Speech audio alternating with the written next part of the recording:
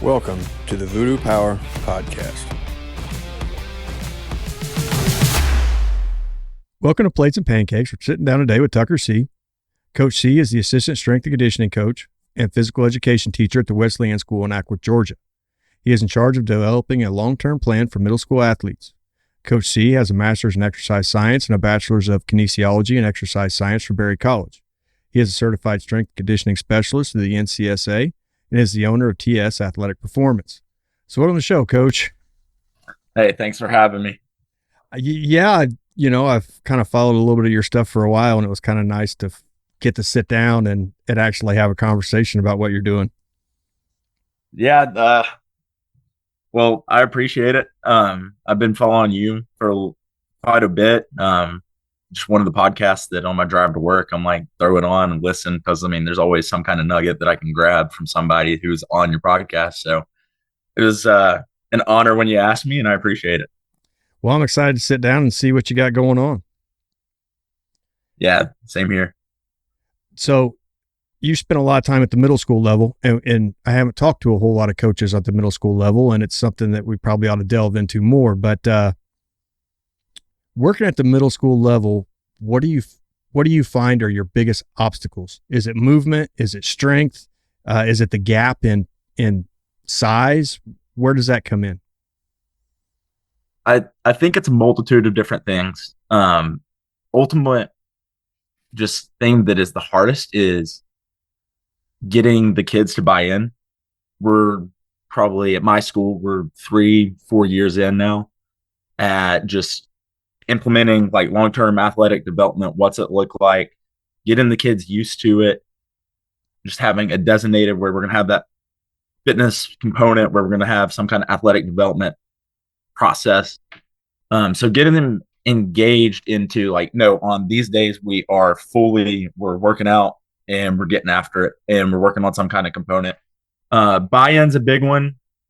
Then when I see their just physical development, I look at just kind of a lot of the gaps of like between a 7th grader to 8th grader and an 8th grader to a high schooler.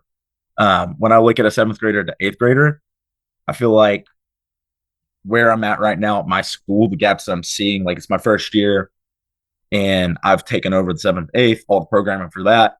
So between the 7th and 8th grader, I'm seeing a lot of, it's just movement literacy.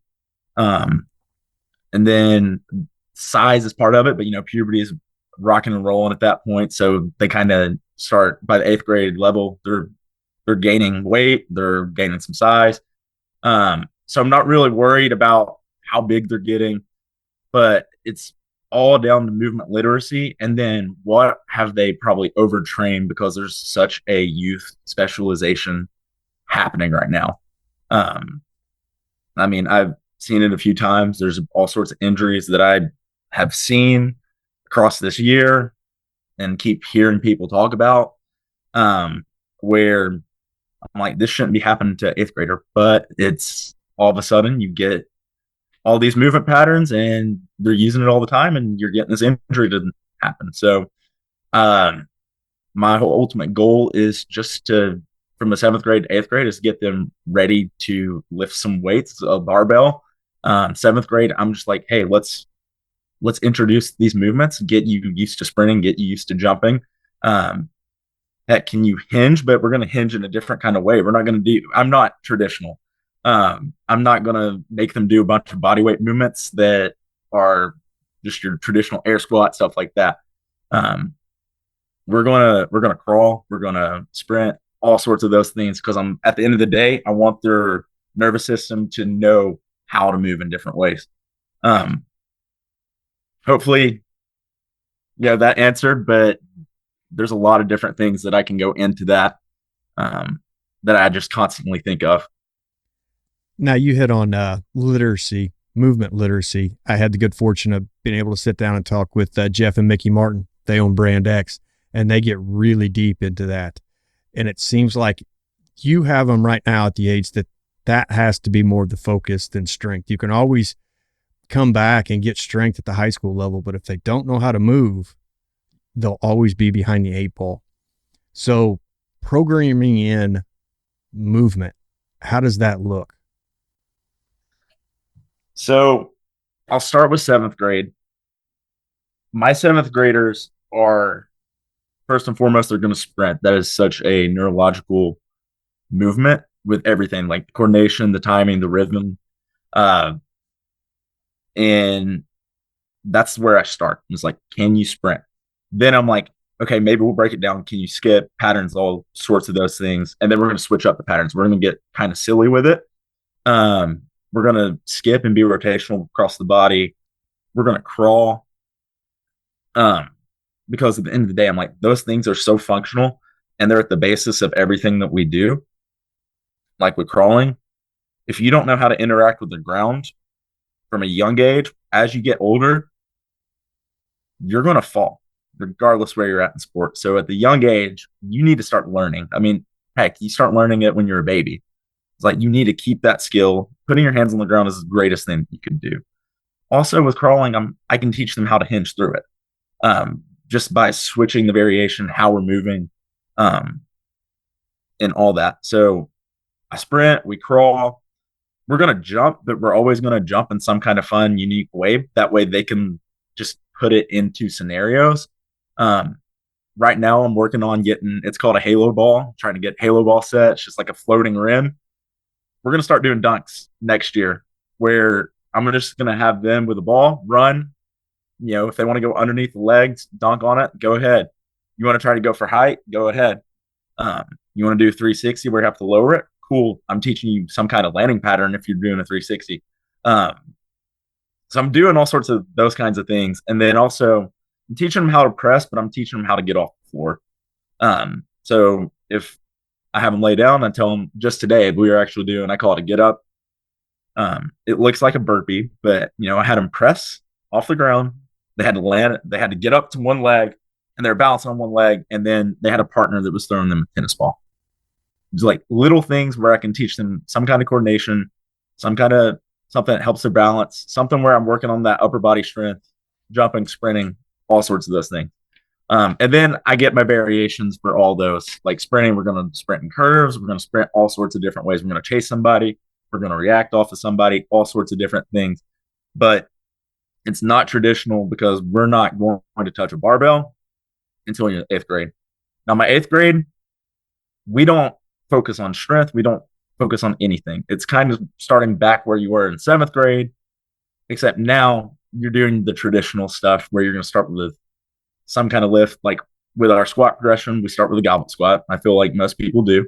And then we're going to work our way up, slow build through their whole year until I introduce them to every movement that I want them to learn before they're in high school.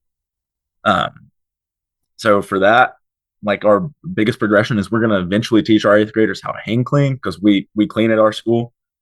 But at the very beginning, we get there through squats and we get there through some kind of hinge movement.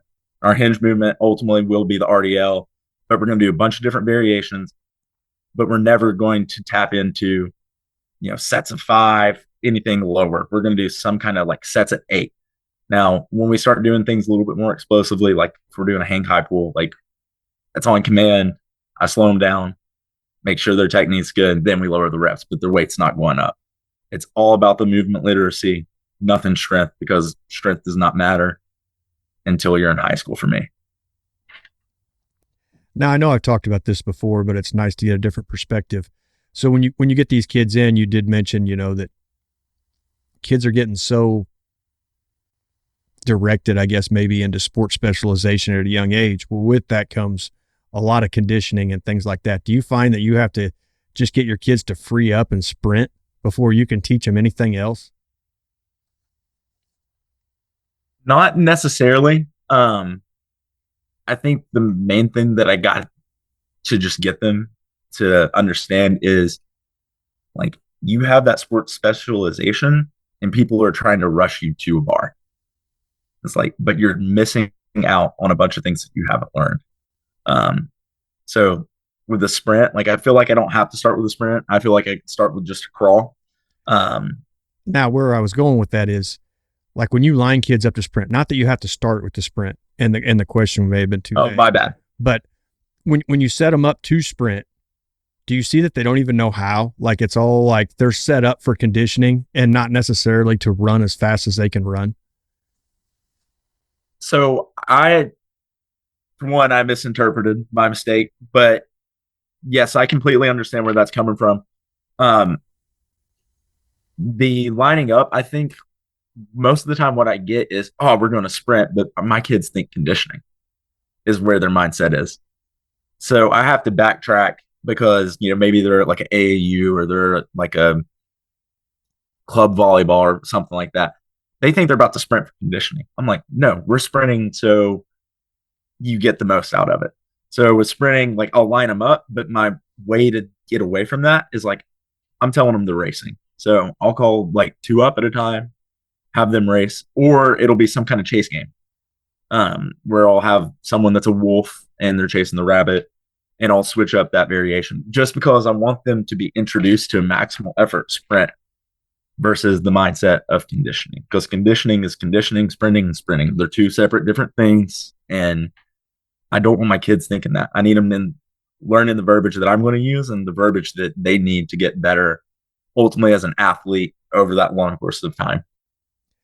You could have never have convinced me of that 5 years ago, that you would have to encourage them to run as fast as they can. But it seems like it's so ingrained to stop short of the line and do just enough that they don't get yelled at.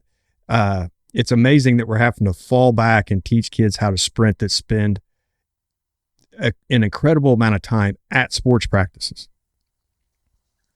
Yeah. Biggest example is like, so one of the high school teams that I work with is our lacrosse girls at our school. I'm out there our first day that I'm doing speed and agility with them. I'm like, all right, we're going to sprint. And they're like, oh, is this conditioning? I'm like, no. I'm like, it's like, get that out of your mind. And it just blows my mind just how that has happened because of multiple different just travel teams, or you get the sports coach, and we're blessed with really great sports coaches at Wesleyan. But you get a sports coach who is like, all right, just line up. We're going to run. I'm like, well, how far are we run? I don't know. We're just running. I'm like, that is just such a bad habit to teach our kids. And you're not ever going to get an intent that's going to make you better. I mean, conditioning is not going to make you faster, but max sprinting is. It just blows my mind. And I feel like I'm blessed right now. I'm coming up in a time of strength and conditioning where, we're not anti-conditioning, but we're separating the two. So I kind of reaping some of the rewards of what other people have sowed across the career. So I'm thankful for all those that have come before me in that sense. Now I was kind of using that question to build into some others, but I heard you on John Mark's podcast talking about Charlie Francis. Are you a big Charlie Francis guy? I would say yes, I am. I highly believe in a high-low, but even more so from Charlie Francis, I'm a big believer in I might mispronounce his last name, but Daniel Bove. He wrote the quadrant system. It's a great book. He's in the NBA. He works for the New Orleans Pelicans.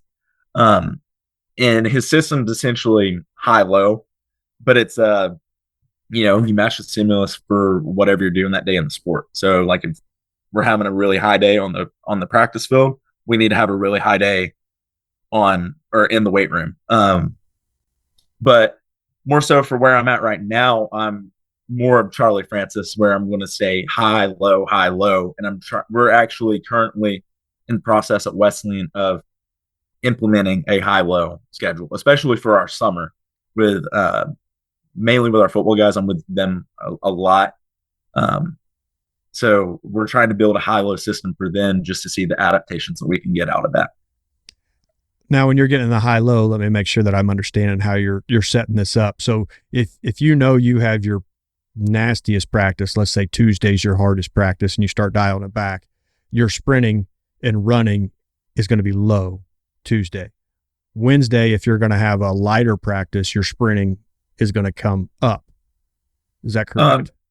No, so we're actually going to flip it. So if we have a really hard day on Tuesday, we're going to have on the practice field, we're going to have a really hard day strength and conditioning wise, because what the goal is and what Daniel Bove goes into in his system is, if I'm on the practice field and I have a really hard practice, but then I go to the strength and go and do my strength and conditioning and have a really low day.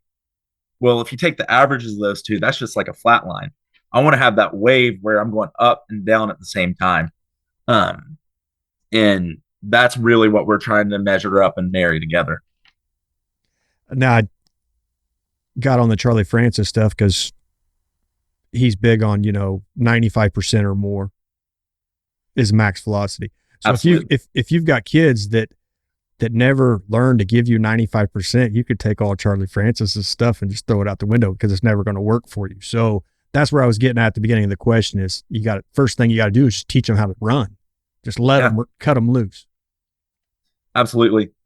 You do. And that's one of the biggest things that I track. And that's actually going to be one of the things that I'm a big Tony Holler guy as well. I'm going to record, I'm going to rank, and I'm going to publish. Well, I'm going to publish their time this year, like I have been. But one thing that I'm going to make sure that I'm publishing this year as well is what percent speed are you at? Because as I was tracking last year, one of the things that went with our football is when we lined up for our 5-10s, we only did them probably once, twice a week.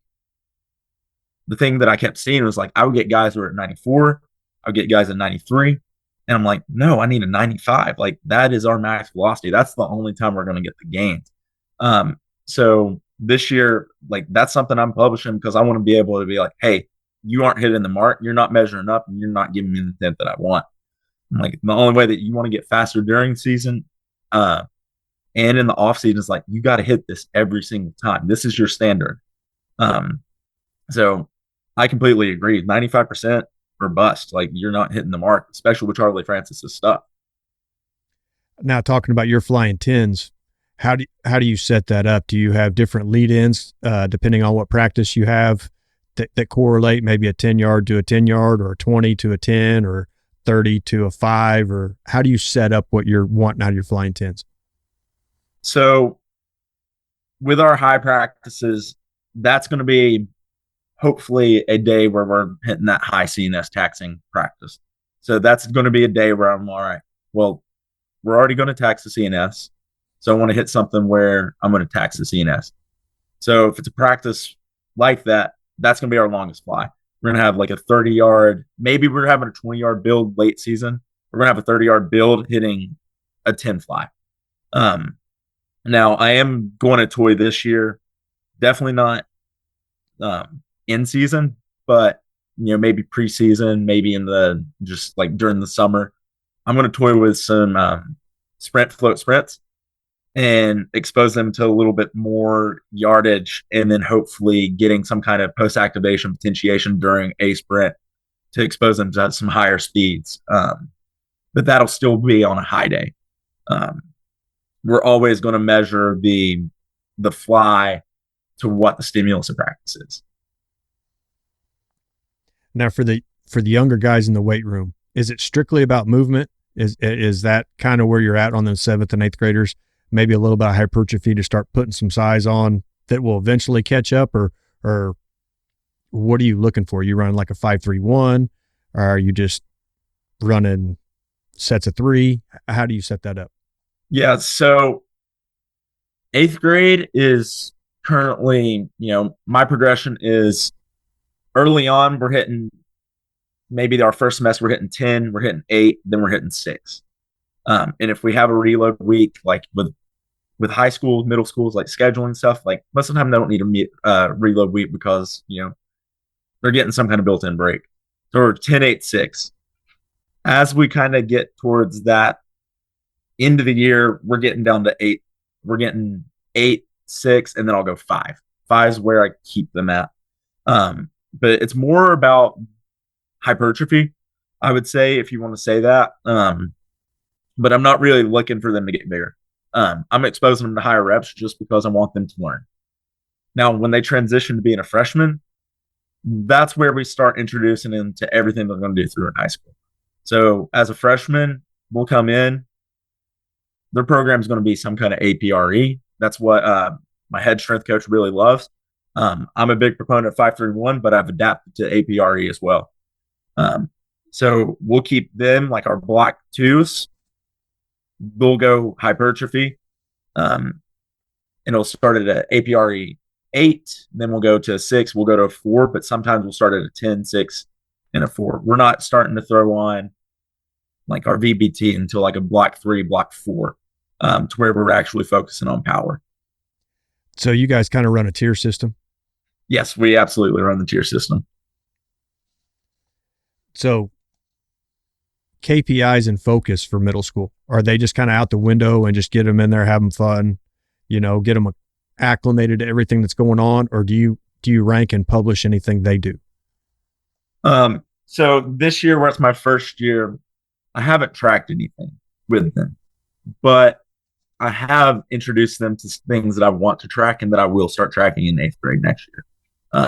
That's sprinting. That's going to be a KPI, and then vertical jumping. And then I'm also thinking about doing a broad as well, and then some kind of med ball throw. But my goal in 7th grade is just to kind of introduce them to it and then getting them to do it competitively. So like little things that I'll do, I'll hint and splash. I'll print out brackets all the time, especially like in March with March Madness. I stole this from Ronnie Jankovic, but he does a thing called Sprint Madness. Every March starts it. He'll see it as kids and he'll take their fly times. Well, if I have my 7th graders together, I just line them up on the line and have them race. So I'll do that and I'll track it that way. Next year, I'm moving more towards, all right, I'm going to time you. And that's if we end up getting a dasher system to be able to do that as well. Currently, we use a lot of just dartfish, and I'm not taking a video of all my kids and then breaking it down like that, especially since I already do that with football. And that takes some time. But those are the things I want to track and start moving towards. That way, it's something simple that I can keep track of as I go all the way up to high school. Now, when I get the kids as a freshman, that's where I do a lot of data tracking for our students. I am the guy at our school, our head strength coach. He lets me do all the data stuff because that's who I am. So I'm tracking a bunch of different things and KPIs through that. Now you talked about adding the broad jump. I wasn't for a long time, but now I'm a huge proponent of the broad jump. I think it evens the room out a little bit. Mm-hmm. So it gives other kids a chance to move up in the leaderboard like you were talking about. There's a few other things that I saw with it too. It gives me one more chance to identify weakness without being under the barbell. So yeah, if you added that, I'm sure the kids would love any kind of jumping they seem to love. Yeah. And that's where like I have the idea of like, one other thing that I forgot to mention is like I'm gonna have a KPI for 7th and 8th grade next year that will be the dunk height. So vertical jumping will probably be off of that. But going back to the broad jump, yeah, I've been playing with it because I think it tells you a lot about the athlete. Just where they are at from a coordination standpoint, from how they land for one. I think that's a big thing with broad jump because I think those forces are pretty hard to handle, especially when you're moving horizontally when you're producing it. So if I'm watching it, I can tell it's like, all right, here's your weakness. I know what it is, what you need. Now I've also toyed with, instead of doing a broad jump, also doing triple broad because I also think that will tell me some things too, like how your stretch shortening cycle is. It's a little bit more elastic. And those are the two that I'm kind of at. But again, I completely agree on the broad jump telling me some kind of weakness. It's not one that I'm currently tracking, but it's creeping in there, and I think that I'm going with it. I've yet to see a deficit in the broad jump not show up in the squat.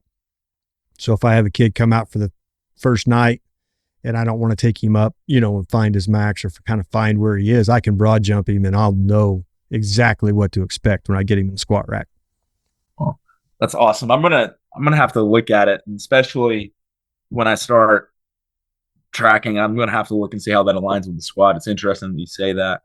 I also that just kind of gets my brain thinking.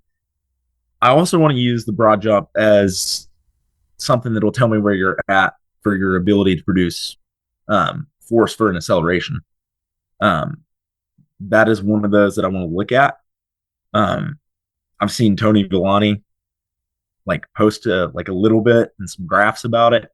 Um, he did a NHSS CA presentation the other night, and I was like, all right, there's broad jump again. So it's telling something about guys when they're running. So I want to kind of look at that too from that standpoint as well. I haven't been doing it long enough to have the good data that I would like, but we started waiving ours. So the first week will be some sort of broad jump free with nothing. The next broad jump will be chains. So they can hold the chains or whatever and then do their broad jump. And then the last one will be bands. And then then the next cycle change to a different style broad jump, or you could even start over, but that way you're always changing the broad jump just a little bit. And it seems to be showing up, but I can't tell you that for sure.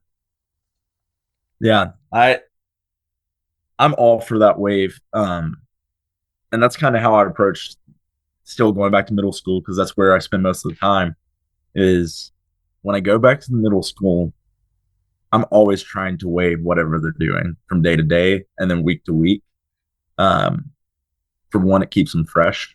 And, with middle schoolers, especially the seventh grade, I'm really specifically talking about seventh grader, like attention span, they're going to get bored of something really fast. So if I can introduce them to new things more and do that more often, then I can keep their attention a little bit longer. But like I'll introduce them to some kind of variation, or I'll switch up some kind of stimulus with it. For me, I like things that I try to switch up with them is like I try to mess with their senses for one. Like, what are you perceiving?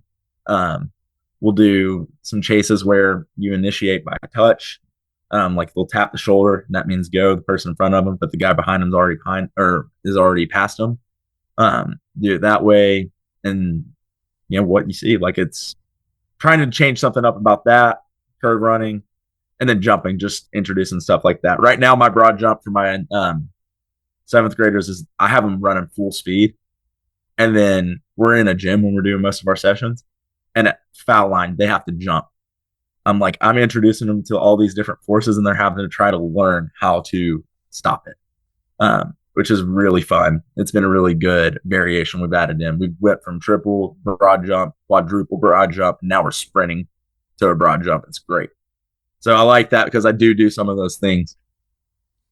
And it just keeps it different. You know what I mean? Like me and know what the chains and bands do. They really don't. To them, it's just like, it looks cool and it's something different, but you're getting the stimulus you want.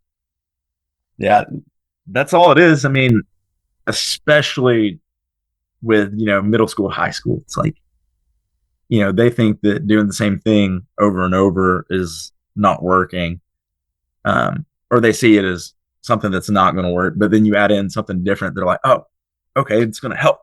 That's why I think, for one, I like to give my athletes a little bit of autonomy, letting them kind of pick a little bit of what they do. Now I haven't controlled, like today, eighth graders I said pull-ups. All right, well, you can switch your grip up. Like that was something I tried to give them room, but it kept it different than them just doing a normal standard pull-up. And I think that's a great idea. Like I also love conjugate, and I'm like, that is just a system where you can keep people, like, especially with the mind of a middle schooler to high school schooler. And it's like, well, you can keep their mind just like, whoa, this is fresh. I'm not going to get tired of this when it's something new every day. So I like that. You talked about pull-ups in there. Do you find that is the hardest thing to get them to do, but it's probably one of the most quickly seen exercises to carry over? Absolutely. It's funny because eighth graders, they fought me early on when I started adding pull-ups in. But now we've gotten to, like, I introduced them like probably day one. Like I had them doing some kind of hanging. But now we're on our second to last cycle for the school ends. And I'm like, today, I'm like, all right, do pull-ups. And then all of a sudden they're all popping up there. And I'm like, they're banging out reps. I'm like, who are you? Like, that's awesome. And I'm just like, the buy-in started out low, but then now they've developed strength. Like I had a bunch of girls doing pull-ups today. I was like, that's awesome. I'm like, these are my middle school 8th graders. But the gap, which is funny, is because my high schoolers are fighting me about it. So I'm hoping that now that I'm with the 8th graders, like if they see pull-ups on the program, they don't fight it. They just go do it because now they have the ability to do it and they actually like it. My high schoolers, though, like on the other hand, they don't want to do them because they find them hard because they haven't gained the ability to do it. So yeah, I completely agree with that. And that's what's crazy. So everybody hates pull-ups and dips when they show up. But now that I've had kids here a while, they're like, if you don't do your pull-ups and dips, you ain't getting big. So you may only be able to do one now. Just keep at it. You'll be able to do more. But if you want to get big, those 2 exercises are what does it. Yeah. I mean, I completely agree with that. And it's funny. I've got some 8th graders that are coming up that are going to be strong. And I just already see the translation of what we've been doing and how it's already carrying over and how they've put in enough work that's almost caught them up to the freshman class that's in front of them that is a little bit more advanced. But pull-ups is just, that's one of those movements that I'm like, you have to do pull-ups in some fashion. I don't care what the grip is. As long as it's not a chin up for me. Reason that I don't want them to do chin up because I mean they're easier to do, but just like the lat, and there's a bunch of stuff on the lat and pressing. I kind of fall where Matt with the Matt Winning opinion that like that's a big presser when it comes to bench, and if you want to get that bench up, do your pull ups. That's how we set it up. We want 2 pulling movements for the 1 pressing movement if we can do it. So like maybe one of our winning warm-ups will be face pulls, and then one of our accessories will be pull-ups, and then bench will be in there in between them. Oh, that's awesome. I'm a big proponent of just Matt Winning some of his stuff, and I'm kind of glad to start seeing some schools starting to adopt the bigger warm-ups. I've seen some schools do 2 sets of 20, 3 sets of 20, then the traditional Matt Winning 4 sets of 25. And I'm glad people are starting to do it. I think it has a big benefit for high schoolers, especially for like work capacity, which I think is something that could be worked on in all levels. And size. Yeah. We get to doing so many other things that doesn't create hypertrophy, but you can throw them in. Out of season, we'll do 4 sets of 25 on 2 exercises. In season, we'll knock it back to 2 sets of 25 for 2 exercises. Well, then now your repetition method's done and your warm-up's done, so you can focus on your, whether it be max effort or whatever it is, and then your jumping could be your dynamic, or vice versa. If it's your dynamic day on the bench or whatever, then your jumping could be heavier. So that's how we've kind of worked it out. It seems to be working. They hate doing them, but man, they love the size. Yeah, that's a good just perspective on it. I like that. I like that a lot. And we haven't implemented them at the school that I'm at, but I want to. Is a big thing. And it's also another one of those things. It's like, it gets the high schooler or the middle schooler. It's like out of the mentality of, oh, I'm doing the same line up. I'm doing some kind of like speed work for the warm up. I'm like, no, we can use actual movements that we're going to use in our day to day as a warm up. It's fine, and we'll be good. And usually, you run into a few different things. Now, I'm not in a school setting, so I don't have the time constraints you have, which is one you have to manage, and then 2, the availability of benches or whatever the case may be. So I try to program in everything in my winning warm up is dumbbell. Oh, nice. That way the bench and racks are free, so that if a kid comes in, whatever time they come in, they're only 10 minutes away from a rack. That's a great thing. Especially from a management perspective, because that's a lot of the time that's one of the things that keeps us kind of from doing that. Especially for me and the program that I run with my kids is we're in there, like we'll be in the weight room. If it's an 8th grade class, we'll be in the weight room with a high school group going at the same time. And then maybe a health class is coming in to the weight room for their fitness day. So then all of a sudden there's 3 classes, equipment, just got cut up into thirds. So I'm like, all right, I'm like you, like I like to use the winning warm up with dumbbells, but I'm like, well, we're not even going to have access to dumbbells, so really we're out of equipment. So we're kind of just screwed in that. But it's a lot of it, and a lot of your programming that you get thrown into at the high school, middle school level is just how big is my group and what's my time, and that's how you have to manage it. Now we'll take this and go back to something you said way back before we got off on all the winning warm-ups and everything like that. But at the middle school level, I know you're in Georgia. I know you know Stokowski. How much of his kind of size prediction metrics and stuff like that are you able to rob? So from the size prediction, I haven't taken much, but I have taken the funny one that he uses of that he likes to ask, "Hey, how old are you?" "All right, I'm 12. What size shoe do you wear?" "I wear a 14. "All right, you're still gonna grow." Like I kind of joke around with 7th and 8th graders with that one. Um, but I have stolen a lot of his stuff when it comes to speed and his pounds per inch. Um, I mean, I know Stokowski is known as a speed guy. Um, and he's very data driven just because of everything he's done. And if you ever get a chance to look at a Stokowski spreadsheet, I would say don't, because it'll blow your mind.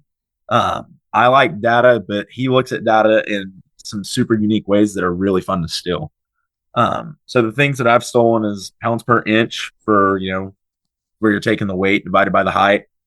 And then I've taken a chart from him where it compares your ability, or it ranks your ability of your pounds per inch with your miles per hour that you can hit in a fly.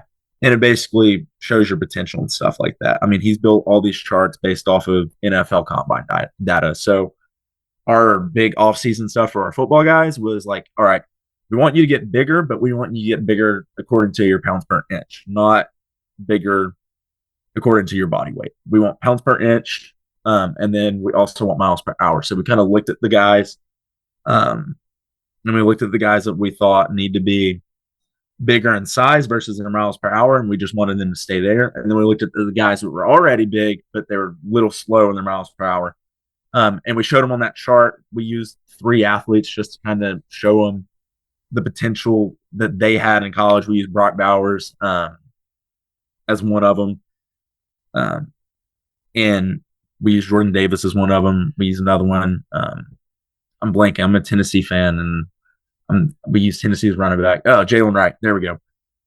I'm embarrassed to say I'm a Tennessee fan now. I can't think of Jalen Wright, but we used them because they're just freaks with speed and their size. We showed where they were out on the chart. So we had guys that could just think of 3 really good athletes that were in college and just compare their size and their speed and just think was like, well, if I want to be this level of potential, I need to be this, or I need to work towards this. So I've taken that and using his measures like that. One thing I'm doing this summer is Stokowski broke down all those 40 times, has a bunch of stuff on the 40, but I'm taking those fly times. And this year, with every fly time that I get, like I said, I'm going to post their time, the percent effort for the Charlie Francis stuff. And then I'm also going to put a range of what their 40 should be once I start collecting enough and once I have all 4 flies that I need, to kind of give them a prediction of like, hey, this is where you should fall when we run a 40. Our football coach really likes us to run a 40. We have this big week. It's kind of like a max week. We don't do a traditional max. We do like a 3 RM. And then we'll do a few speed stuff just to kind of see where they're at from the previous year, hand time. Some of it is hand time, but we try to use our free lap timer. And if we have a dasher, we'll use it on a dasher. But I'm ultimately going back.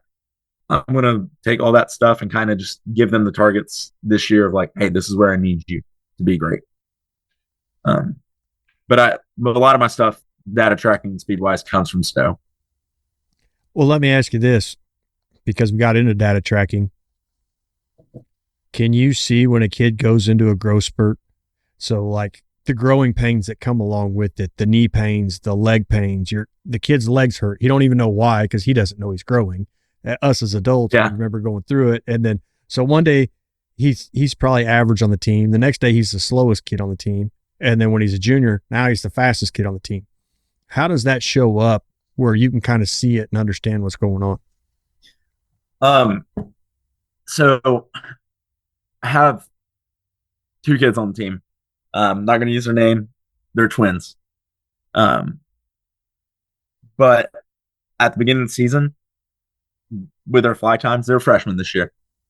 They were dead even on their sprint times, and start getting about mid-season. One of them's kind of slowing down, and I'm like, "What's going on?" I'm like, "Well, a little bit of his fatigue. He's beat and bang." But then, as I've kind of had a chance to reflect, I've paid attention to them in the weight room. Well, I'm like, the guys have grown like 3 inches. I'm like, they're both above 6 foot now. I'm like, these kids were probably getting slower because of them getting taller. They've lost a lot of coordination just because they're getting taller, and now they're trying to get used to their new body, or their new height. So like I see it in that and ebbs and flow. Now I have one kid. This actually happened today. Came in, and him and I were talking. He's gained like 20 pounds this off season. He also has like a few aches and pains. He's got an injury right now. But now that you said this and asked me this, it has me think, I was like, I need to go back and get his pounds per inch, because I want to know if he is changed at all. Meaning, like, if he's a 3.5 right now, let's say, I don't know what a 3.5 would be like from like a height and a weight perspective, but let's say he got taller and he gained weight, and maybe he's still a 3.5 because of it. I'm like, well, that's a sign to me that he's probably grown, or maybe his pounds per inch went down, but his weight went up because of his height. So looking at things like that, I have a few kids that I actually now want to do that with, because you said that, because that's a good indicator of like, all right, I got a kid that's going to be a rock star. His height's there. He's got a frame that he can put on a bunch of weight. But right now, the metrics are showing me like he's probably in a growth spurt. There's a few kids I definitely want to do that and look at now that you've provoked the bear inside of me. Well, what it does is it kind of keeps the coach from slamming the door on a kid. You can say, hey, he has all the potential he needs right now. It appears to us that he's growing. His legs hurt. He's sore, he's stiff. Like you said, he's learning to come into his new body. It's just something I can remember back to when I was in high school. When I was a sophomore or junior, I was slow. And my legs just hurt. I couldn't tell you why, they just hurt. Yeah. And then when I was a senior, I'd kind of come through that and my speed picked back up. Yeah, that I agree. Like I'm just looking at, I'm thinking of a kid right now that we've all been just super proud of. Should have saw him as a freshman though. I'm like, he was Bambi. I'm like, now he was he was a bigger guy, but he was like a super skinny lineman. But now he's getting to the end of his sophomore year, and I'm like, dude, you've like rocked up and you're really coordinated, and you've got like all the strength in the world. You've gotten faster for sure. Your coordination's up. It's like, if you would have asked us a year ago that he would be a stud, we'd probably be like, I don't know about it. But no, the dude's a stud, and we're proud of him. So like, I completely agree. Like, that's the thing. At the end of the day, like, I look at metrics from the perspective of like, I don't want our kids written off. Especially when they have a bunch of ability. Like when I see kids that are super fast, and I'm like, what role can we help find them? Especially like if they're like a football, or if it's just to find them some kind of simple role like special teams. Like, where can we put them on the field in football, in other sports? So I agree. Now, I listened to John Mark's podcast you did with him, and it was a really good podcast, and kind of, I try to do as much research as I can, pulled a few questions out of there to kind of hit on again. But the the one you were talking about, which I thought was really interesting, is creating a show of effort, getting your younger guys and girls to put themselves out there a little bit and show that being a tryhard isn't necessarily a bad thing. How do you manage to do that? So that's a interesting one. And I know that me and JM talked about that. But yeah, being a tryhard isn't a bad thing. I think that it's more or less getting kids around them that support it. But I think just throwing kids into situations where they're going to have to try hard is the easiest way to do it. With sprinting, like things that I'll do is, heck, put somebody up against a slow kid. All right. If I know I'll do it in both directions. So if I know that you're slower than the guy that I told you to race against, well, I want you to try to beat him. Like that's one way that I'll try to create somebody to try hard. Then I'll do the other way around. It's like, all right, I know you're a fast kid. I'll put you up against a slow kid. Like I know I've done this before. I've intentionally done it because sometimes I'll do fly races and get fly times off of you racing somebody. And I just want you to smoke the kid in the race is all I want. So I'll do it that way. But then also I think that there is a standpoint that like, if like maybe I'm going to practice or something, encourage the kid to go really hard because I think it is important that a kid goes really hard, especially in a sport like football. If you have somebody like, let's say it's offense versus like your scout team, it's like, all right, do you want your offense to go up against a scout team and the scout team not trying hard? It's like, no, because then you're not getting prepared for the game at all. So if there is a kid, and we have some kids that will at my school, it's like if there's a kid that's going really hard on the scout team and just trying to absolutely destroy our offense, I'm like, I'm all here for it because I want them to know like you are doing the right thing. Now there comes a time where like you went over the hump and you went way too far out. Like if you hit the quarterback or take somebody to the ground when it's the period where you're not supposed to take them to the ground, then you've crossed the line. It's like, but if you're up there and you're pass rushing, like go ahead. I'm going to encourage it. And I'm right after practice, I'm going to be like, hey, you had a great job. Things like that, where like I'm trying to get in the ear of that kid that I was like, hey, you're being a tryhard, and I was all here for it. Thank you. Because at the end of the day, that tryhard is going to bring up the standard of the person across from him or that you're on a team with. Now, we had talked about this a little bit ago, kind of in the broad jump and its role in acceleration.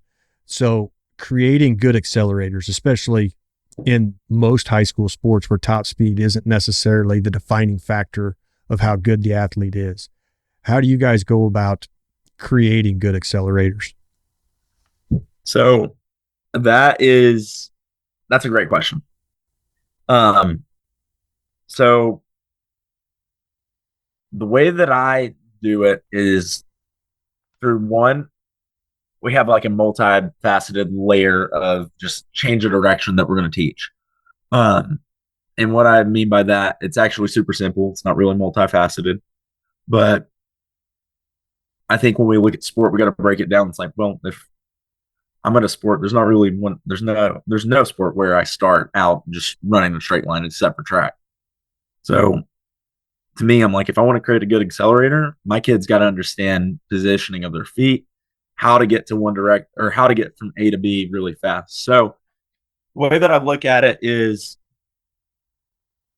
what movements are involved. So if it's football, I look at Nick DeMarco. He's at Elon University right now. He has an 8-vector system. I think that makes the most sense for all sports because it's every direction that you can possibly go.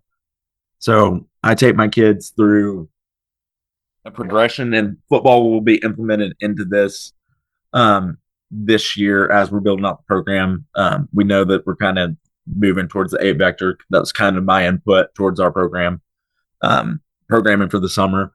But I'll teach them how to cut at 135, things like that. I'll teach them how to do out of a 1-step. I'll teach them how to do out of a 5-step, have a lot of different forces. I'll teach them how to go 90 degrees, how to go straight, but then cut back 135, all sorts of those different things. But it all starts from the ground level of a low day. Going back to Charlie Francis, is like we have a low day where it is more of a, I don't want to call it a recovery day, but more of like a tissue prep day, versus more of a nervous system day. We'll take them through low levels of change of direction where we use, basically it's a grid. I think it's going to be like a pretty giant grid this summer. I asked for like an 8x6 grid, so it's going to be pretty big yardage, but everybody gets a 5x5 for yourself. But we'll go through that grid, and I'll go through that 8 vector, and we'll go through conditioning where like it will be 8 seconds on. I'm teaching them how to plant correctly at all those different angles and then change direction. So that's how I look at like acceleration for sport. Now, then at the top end of that, so if I have like my true 8 vector, which is in the middle, I'll have my expose them to get their tissue prepped at the very bottom. And then at the top is the layer where we have our reactionary stuff. And that's where like I live and breathe. And that's where I'll play some small sided games, because I'm like, all right, you're learning how to put all the change of direction stuff into a game like scenario. We're getting your brain thinking, your perception's going up. And that's where I like to live, because it's most like sport. What sport that looks like, I don't know, but it looks like sport. And I'll put them in situations where they're having to have the high outputs. This happens on a high day. They have high outputs. The force they're putting in the ground has to be proper. And you're trying to create some kind of separation, or you're trying to close some kind of separation. And that's the way that I kind of go with great accelerators. Also on that small-sided games day is a high force day. Like, so before we ever get in that small-sided games scenario, if we're working speed, but we're doing high force. So we'll do, I wish that I had some like enough sleds to where I could roll through groups and do some heavy sled pulls, or resisted sprints. But things we'll do is we'll do like manually resisted things, to try to help create good acceleration to get off. We'll do a marches where the partner's standing in front of you. They have their hands on you. You're having to march against them, and it's going to be hard. As long as it's not breaking technique. We're going to do that. Also with pogos, where you put your hands on the back of their shoulders and you're pulling them down, and you're trying to produce a bunch of force jumping up straight up, and that guy's yanking you right back down into the ground. So like all that goes into the acceleration, but it's all about learning how to properly produce force and then increasing the output, and then put it into a game like scenario. I think the small sided games is a great thing, because there are times where I'm like, sometimes I don't even think you have to be the great accelerator. You just have to have the right cut, the right time with the right speed. Because I can be as fast as I want to, but if I can't control the cut, I can't control anything. And I'm going to be out of position in sport. So that's kind of the way that I look at it.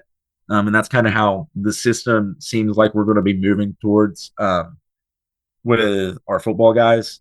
That's what I do with our lacrosse boys and girls, is that 8 vector stuff. We play some small sided games.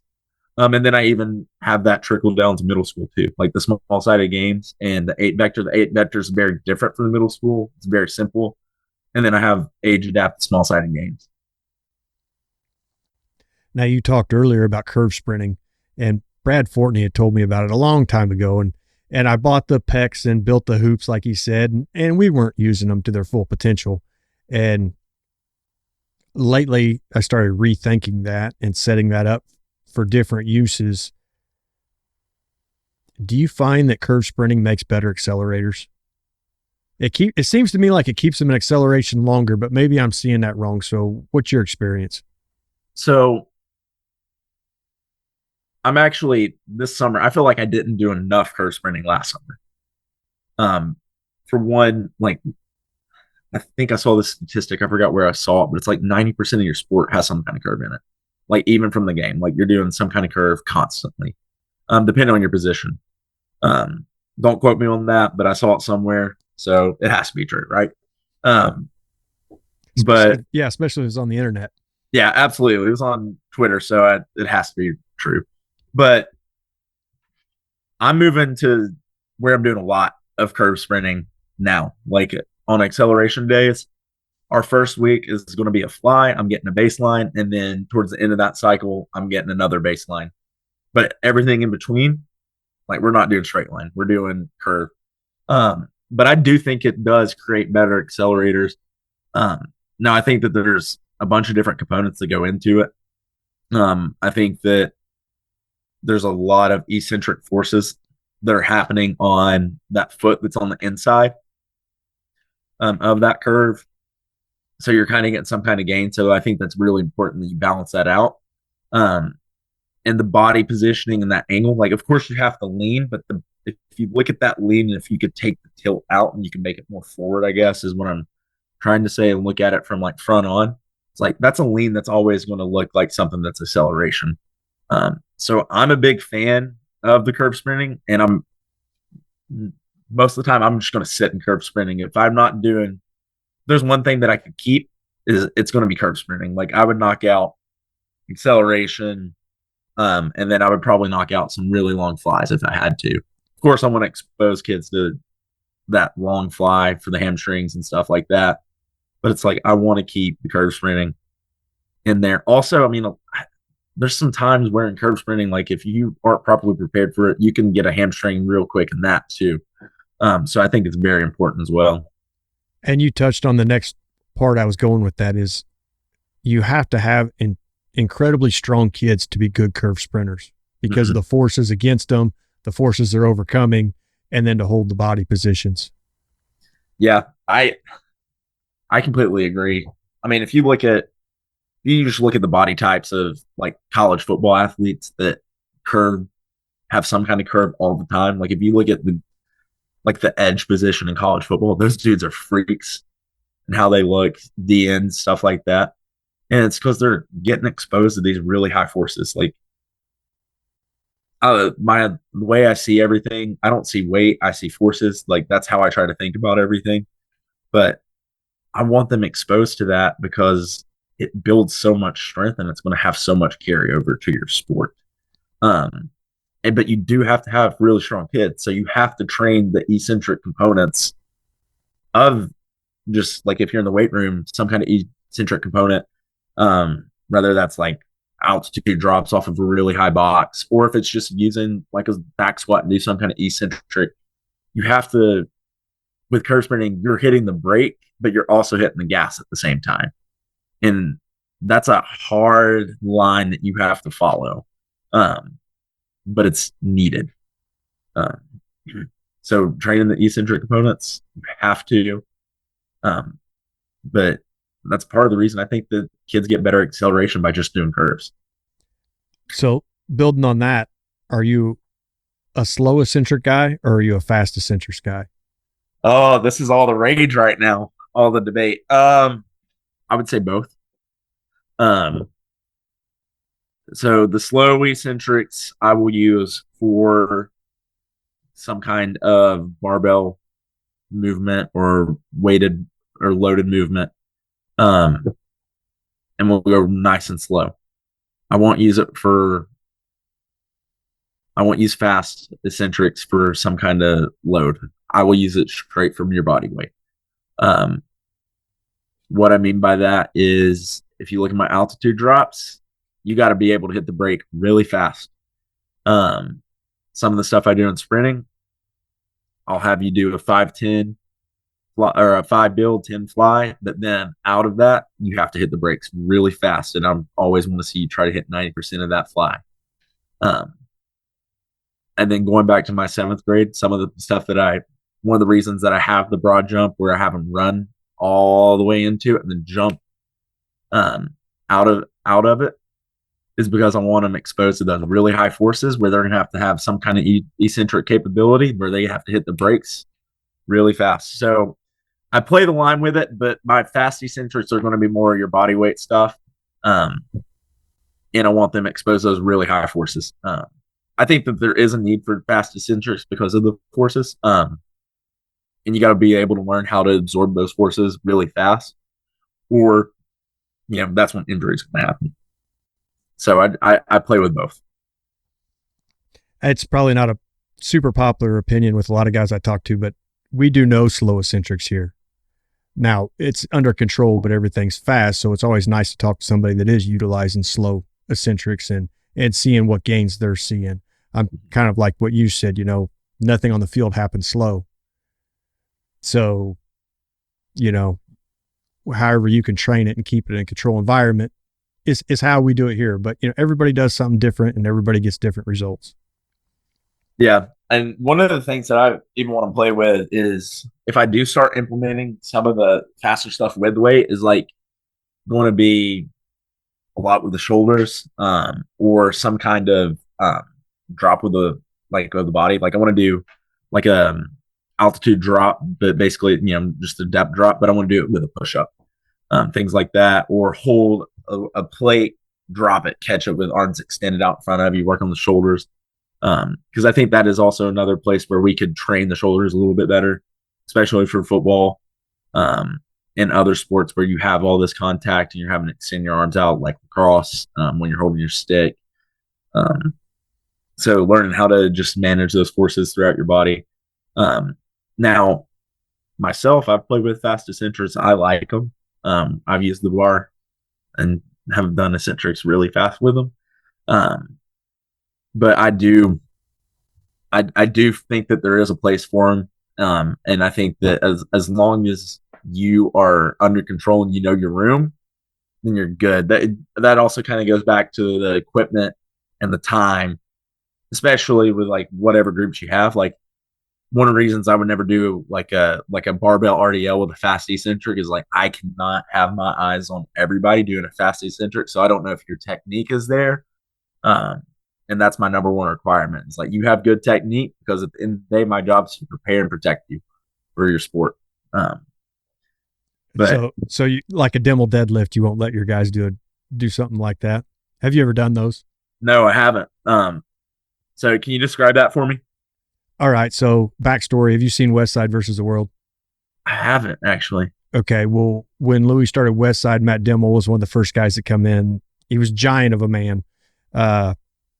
When he got hurt, he wasn't able to do the heavy deadlifts. So he was trying to work himself back up. And so what he would essentially do, and I hope I state it right. If not, somebody will let me know. But essentially it was an RDL, but he'd pretty much just let go of the bar and then catch it at the Oh, yeah. Okay. come back up. And then, and they said that helped contribute to building his superior deadlift.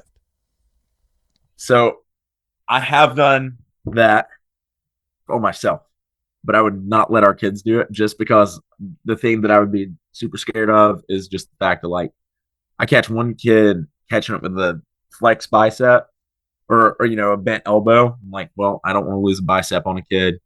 Also, man, I would be super worried about their back rounding. Now, if it was like a super strong kid and it was just me and him, and it's one of my more advanced lifters, I'm like, okay, maybe I'm letting you do it at that point, because now I know that you've been with me for some years. All right, now it's time to expose you to some of this. You're creating huge amount of force. Yep. Stopping the barbell and reversing it. So, I mean, you could be well above their max, but being you can't see it, you don't know what it is. So kids that aren't ready for that, that's pretty advanced. But we were talking, you had mentioned it, so I just went down that road with you. But no, I like that. I do. Like I said, I think there's a place for fast eccentrics.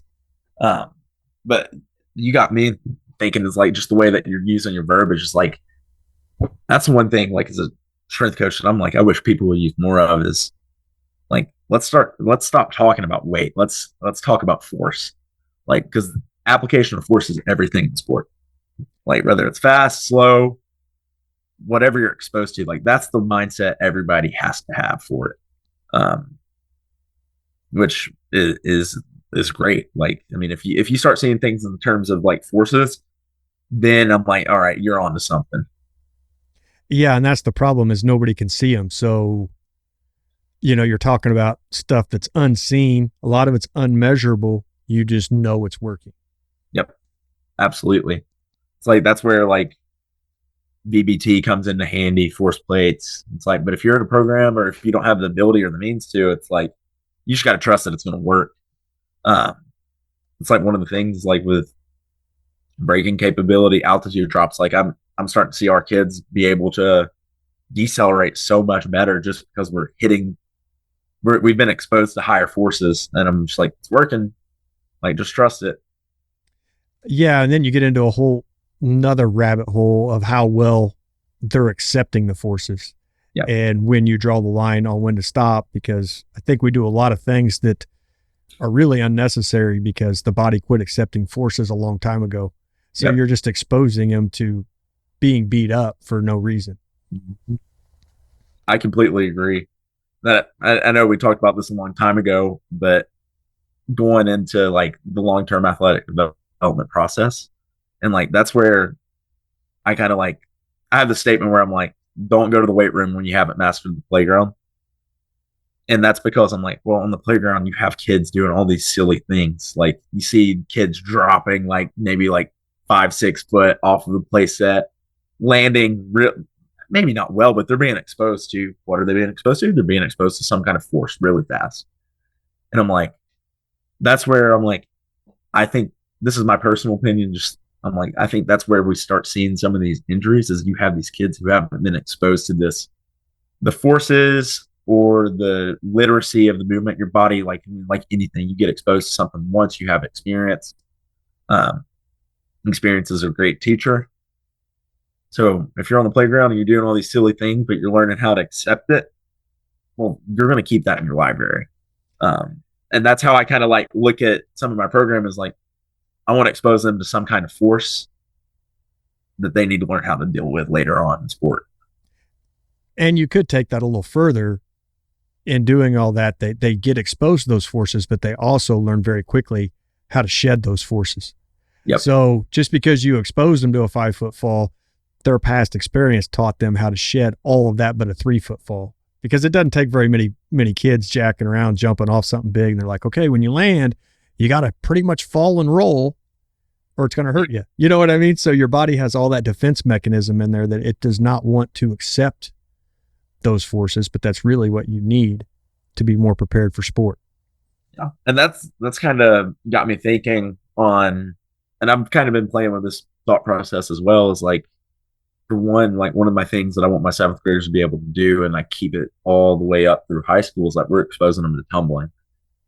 But I'm like, where do I start implementing that tumbling progression? Do I do it early or do I do it later?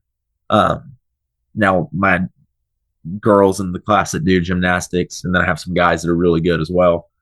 Like they already know how to do rolls, all sorts of this stuff, but like I almost want to get as much benefit of absorbing forces and just managing. I don't like to say absorbing forces, but managing the forces well. Like I kind of want them to be exposed for the maximum benefit, like before I start implementing tumbling.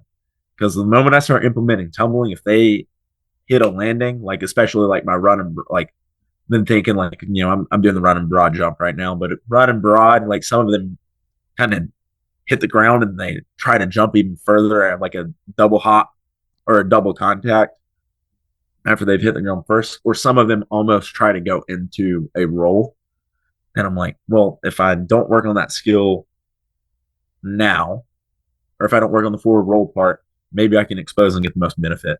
But then again, you got to play the line of like what's safe for them to do. But yeah, I mean, the body is a smart thing. So teaching them the literacy in general, that they're going to know like how to do it. That's why I started using chains and bands. You kind of hit on it there, right? So a broad jump is wonderful for force production. It is god awful for force absorption. but if you put chains on them, now they can't jump as far. So when they land, they're more under control and they can absorb more forces. So now that you could couple that with a broad jump with chains, once they land, let go of the chains into a vertical jump, and you've kind of created a situation where everything seems to be more balanced to me. Mm-hmm. And you've also created a library. Like that your body's going to remember, like, all right, I have that band, but what if something's pulling me straight back if I'm using a resistance band? Like, now I have to learn how to deal with that. Yeah, and you have to learn how to absorb forces when you hit the ground, or you're going to get Yep. jerked off your feet or off balance or whatever the case may be. And then if you have that chain, you're overloaded. It's like, well, what if somebody's like, if I'm thinking of like a football situation. What if I'm trying to stop, but somebody pushes me further with that chain, and now that's overloaded too. It's like that's the perspective like I try to have with everything. It's like, and especially the seventh grade, I'm like, I want them to be exposed, not to super complex situations, but situations that I'm like, you've skipped the playground, we got to go back to. Like, you got to learn like the playground basics before we go to the weight room. That's kind of the perspective I get and have. And I know I talk about it a lot. I probably talk about it too much, but I think that's what sets wrestlers apart from other athletes. They spend so much time in contact with the mat, on their knees, coming to their feet, going back down to a fall, the crawls, the tumbling. I think we used to see a lot of that in football, the way coaches used to do it. And then we've sacrificed a lot of that for fancier things at a young age that they, do they really need to know how to run a spread offense at, 10? Where some of the things the old coaches used to do maybe actually did have a place. And yeah, I completely agree. Like I think about my guys that interact well with the ground right now. Like, especially when we're tumbling, because we'll have some kind of tumbling component in warm up every day. And I'm like, especially with football guys, I'm like, my best guys that interact with the ground, guess who they are? Everybody knows it's the wrestler, because they know what happens if you try to accept that force the wrong way. You're either going to be hurting, or you're going to be completely injured. And that's the stuff that, like, I'm glad it's starting to find its way back in, just because, like, we have to be able to figure out how to roll, and you're inevitably going to fall in sport.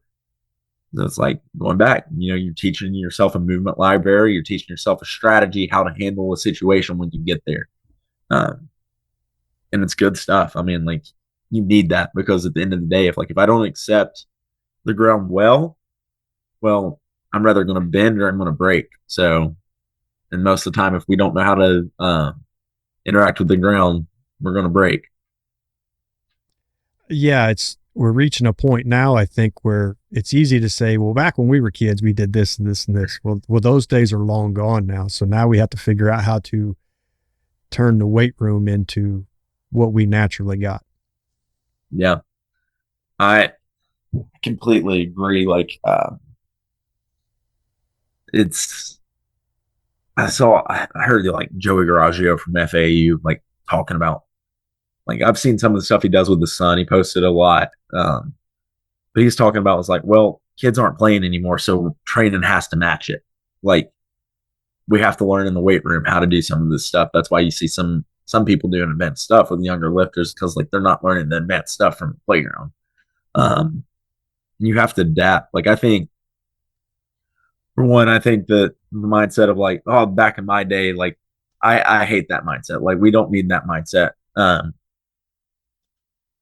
not going to move forward. But I think that you always have to go back. You have to grab the bits and pieces that did work, and you have to, mold it. And like you said, I think that tumbling component's like one of the big one that worked.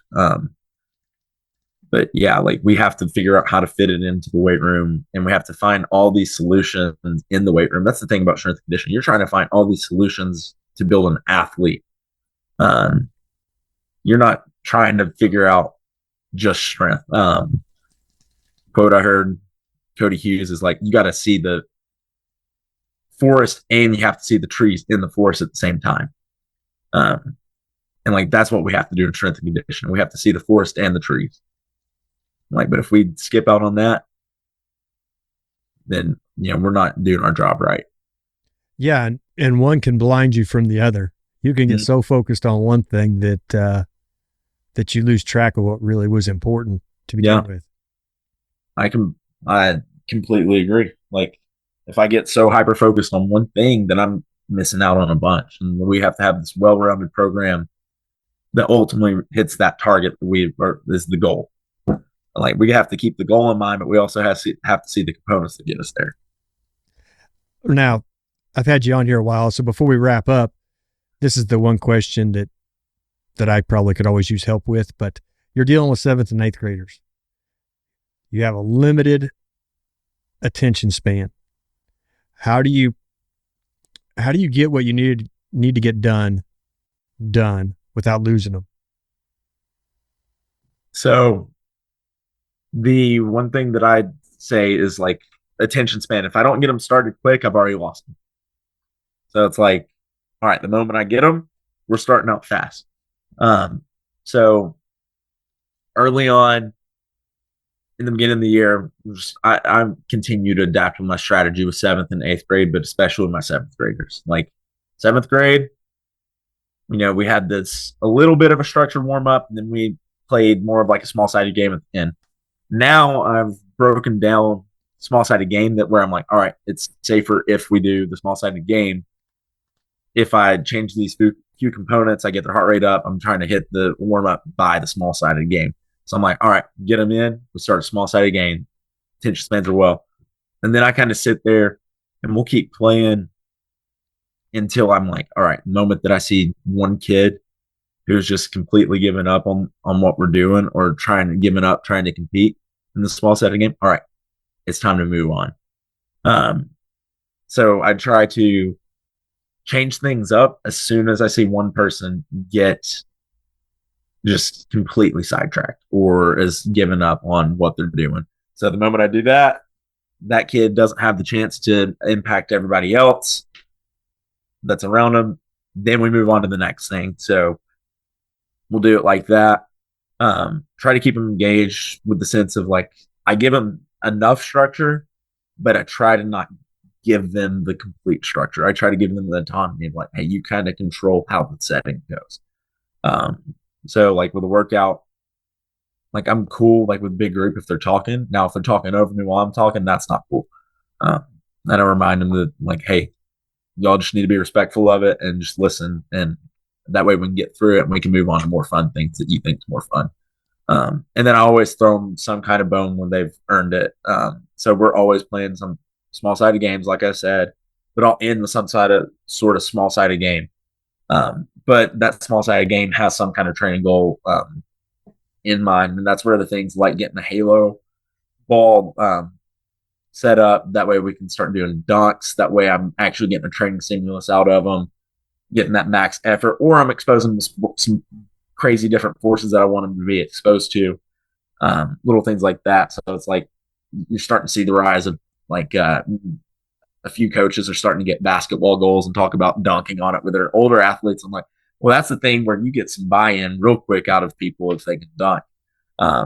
With my 7th graders right now, it's been like, all right, let's jump and touch the net. Like I had some 7th grade girls that thought they'd never be able to touch the net. And then all of a sudden, I got 7th grade girls touching the net now. And they can jump and they can get up. Some of them are starting to like ease their way towards the backboard. And like it's this 7th grade touching the net for me has been the same equivalent of seeing 8th grade girl do a pull up, like little things like that. But now I want to get something where I can adjust the height and they can dunk and I get a little bit better effort. That way I can account for like the smallest girl being able to dunk. You got to be able to approach you as the coach, and just my biggest piece of advice for anybody that has younger individuals is like, for me, like I said, my saying is like, don't go to the weight room until you master the playground. It's like, but you as the coach, you also have to be able to step out of the weight room and yourself also be on the playground with them. Not meaning like you're participating, but meaning that like you're thinking like, where can I implement some kind of fun that's engaging and keep them in track to actually get done what needs to be done. So are you saying that not every kid wants to be in the weight room? That is definitely a possibility. Yeah, absolutely. I just don't understand why some of them lack the passion that we have. Yeah. That's been really challenging with like 7th grade. Like I know I love it, but like I'm like, man, I know that some of my kids that like don't want to do any kind of like athletics and stuff. They don't want to be doing it. So I'm like, I try to meet them where they're at and try to have that engaging component. And then going into the weight room, like I have my 8th graders that don't want to be in there, but they also, once they are able to do things that they never thought they were capable of, they're like, oh, okay. Like I have one girl that comes to mind. Um, like she's not going to do any kind of athletics in high school. I'm like, well, you weren't planning on doing athletics, but you're loving the weight room now. Um, and then I have girls that have just kind of like adopted my mindset of like, hey, we're in here, we're gonna have fun, but we're also gonna get work done. And like one of my favorite stories is like I have two students who like would hardly talk to me first semester, but then all of a sudden, like towards the end of the first semester, they started kind of buying in because they saw how passionate I was through the whole course. Now they're like super bought in. They talk to me all the time. Um, they went from not talking to me to talking my head off. But there was one day they were like, "Hey, coach, can like I got like a little bit of a bicep pump. I don't know what from. We roll up our sleeves and flex." And I'm like, "Yeah, absolutely. If you want to flex." And we have like a mirror in our weight room on one wall that goes all the way across. So they're like up in it and like flexing. It's like that's one of my favorite stories all time of how like the buy-in is getting there and what we want it to be. Um, and we want to develop like ultimately like we want the habits that continue over a lifetime, so we impact them not just for 4 years but the course of their life. So that just shows me that it's working. So You were talking a minute ago about the forest because of the trees and you need to see both, but I think right there you kind of encapsulated it all. You're selling results. So if your programming or what you're doing at your school isn't getting results where kids want to flex in the mirror, maybe you got to step back and try to see the forest again. yeah, I completely agree. You have to step back. That's the thing. Like you have to. We as just human beings, like we got to be able to step back and just like evaluate ourselves. Like, what can I do better? What can I not? What am I not seeing, or what am I seeing? Um, and I think like ultimate results come down to two things, like engagement and buy-in. Like, am I engaged in you as a coach, and are you buying into me? And that's all that matters. Like, you can have the fanciest program that you want, but if you don't have the engagement with them and they don't have the buy-in with you, you're not getting anywhere. And that's when it's time that we got to reevaluate what we're doing. But yeah, that's that. Like I said, like getting an athlete to see their enjoyment or have like stories of like, I'm not going to be an athlete, but I want to push myself harder, or having girls that are like, I want to flex, or they're like sun's out, guns out. Like that's for me, like that's how I know I'm getting results. Like I said, I don't have KPIs right now, so I don't know what the results are, but what I know is like I've impacted them for some kind of lifetime. Well, Coach, I appreciate all the time you give me tonight and sitting down and talking about all the things you guys are doing down there. It's a pretty interesting conversation, and I thoroughly enjoyed it. Yeah, I appreciate you having me on here. Really thankful for the opportunity. I love your podcast, and so when you reached out, I was like, all right, got to do it. Well, anytime you need to do it again, want to do it again, you got something coming out, let me know, and we'll do it again. All right. Yeah, absolutely will. Appreciate it. No problem, Coach. Well, you have a wonderful evening. You too.